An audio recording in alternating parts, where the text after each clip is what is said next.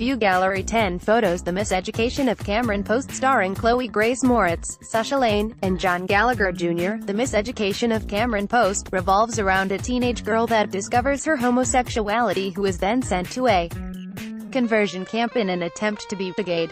The Miseducation of Cameron Post wowed audiences at Sundance, where it picked up the Grand Jury Prize for U.S. Drama, and will be released in the U.S. in August.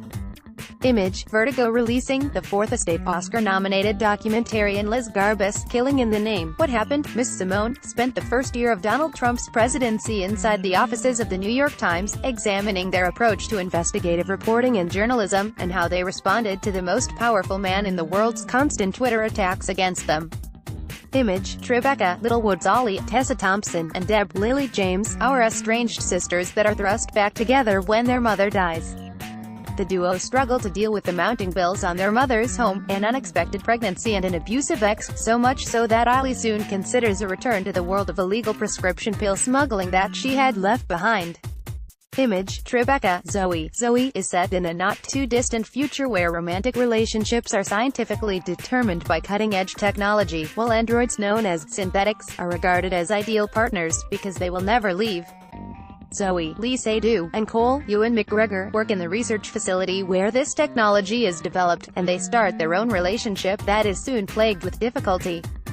Image, Tribeca, Love, Gilda. The opening film of the 2018 Tribeca Film Festival, Love, Gilda, takes a look at the career, life and death of beloved Emmy and Grammy Award-winning comedian Gilda Radner, who shot to fame with her performances on Saturday Night Live. It mixes rare home movies with audio tapes and diary entries, and also features interviews with some of the most popular comedians of the last 40 years. Image, Tribeca, songwriter Ed Sheeran's cousin Murray Cummings directed this intimate look at the musician's writing and recording process, all while Ed created his most recent album Divide. As well as following his movements in the studio and on tour, Cummings also mixes it with behind-the-scenes footage from his family's archive. Image, Tribeca, The Party's Just Beginning. Marvel star Karen Gillan makes her directorial debut with The Party's Just Beginning, which she also wrote, and is set in her hometown of Inverness, Scotland. In it, the Jumanji, Welcome to the World actress stars as Lucid, who struggles with the recent suicide of her best friend and turns to sex and alcohol for comfort. Image, Tribeca, Tully. The third pairing of writer Diablo Cody and director Jason Reitman, Tully, features a sublime performance from Charlize Theron, young adult, who stars as Marlo, an exhausted mother of three that strikes up an increasingly close relationship with her babysitter, Mackenzie Davis. Following the New York premiere at the Tribeca Film Festival, director Jason Reitman will sit down with Tamara Jenkins for a discussion on his career. This is just one of many illuminating talks planned during the festival, which you can read more about on the next slide. Image, Focus features, Tribeca Talk Series. The Tribeca Talk Series has always set the festival apart from its rivals, and this year is no different.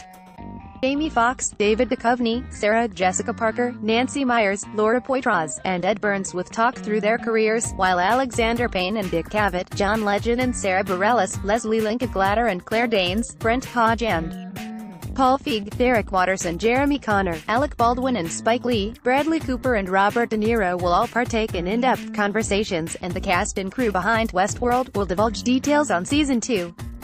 Image, Getty, Scarface. This coming Thursday it will do just that to mark the 35th anniversary of Scarface, which will be followed by Al Pacino, Michelle Pfeiffer and director Brian De Palma talking about the film.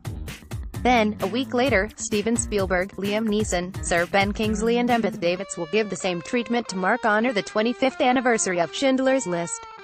Not too shabby. Image, Universal Pictures. When Jane Rosenthal co-founded the Tribeca Film Festival alongside Robert De Niro and Craig Hadcock back in 2002, she thought it would be a one-time event. We just wanted to bring people back to downtown Manhattan after 9/11 through movies and storytelling that talked about our similarities despite our different global backgrounds. Rosenthal explained to me over the phone ahead of its 17th year. For Rosenthal, these origins mean that the festival has always been political. The current political climate and recent social and culture movements always meant that this year was going to be no exception. So many of the films represent cultural shifts in our society, Rosenthal said of this year's selections, while she also explained why there was no need for those behind the festival to react to the Time's Up movement, because Tribeca has been backing female filmmakers for years. Our company is 60-plus women. Issues like Time's Up, we've been doing that for years. We have turned it up a notch this year, though. We wanted to have 50% female directors in our programs.